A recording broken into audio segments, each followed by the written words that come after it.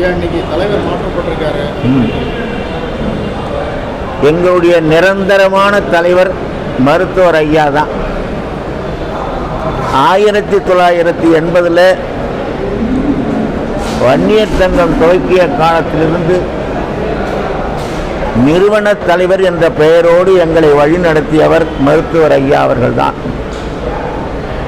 அவர் எப்போது யாரை வேண்டுமானாலும் மாற்றி அறிவிக்க அவருக்கு உரிமை உண்டு. நான் இப்போ வன்னியர் சங்க தலைவராக இருக்கிறேன், என்னை மாற்றி வேறு ஒருவரை போடுங்கள் என்று சொல்ல அவருக்கு உரிமை உண்டு. அந்த அடிப்படையில் தான் இதுவரையிலே சங்கம் நடந்து வருகிறது. இந்த 86 வயதிலே அவர் என்ன எதிர்பார்க்கிறார் என்றால்,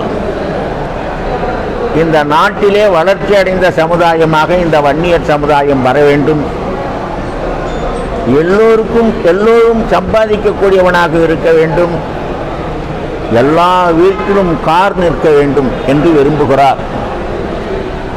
அந்த மாற்றத்தை கொண்டு வருவதற்கு அவரும் சேர்ந்து உழைக்க ஆசைப்படுகிறார். அதனாலே தான் இந்த மாற்றம்.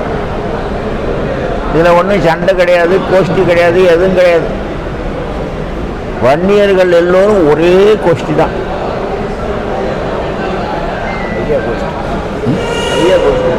உடனுக்குடன் செய்திகளை தெரிந்து கொள்ள சன் நியூஸ் பெல் ஐகானை கிளிக் பண்ணுங்க.